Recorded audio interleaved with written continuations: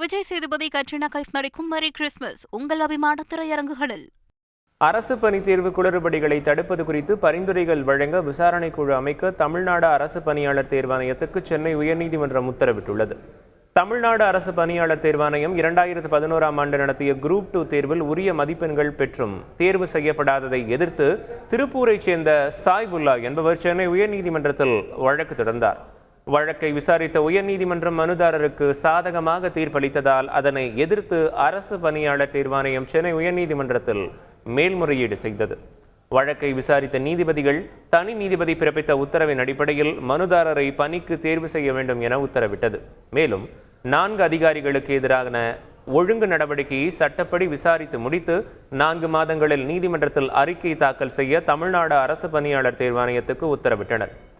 இந்த தேர்வு நடைமுறைகளில் ஏற்பட்ட குளறுபடிகளை கண்டறிய 1 மாதத்தில் விசாரணை குழுவை அமைக்க தேர்வாணையத்துக்கு உத்தரவிட்ட நீதிபதிகள் விசாரணை குழு தனது விசாரணையை முடித்து 3 மாதங்களில் அறிக்கை அளிக்க வேண்டும் எனவும் எதிர்காலத்தில் இதுபோன்ற குளறுபடிகள் நடைபெறாமல் தடுப்பதற்கு தேவையான நடைமுறைகளை விசாரணை குழு பரிந்துரைக்க வேண்டும் எனவும் உத்தரவிட்டனர்.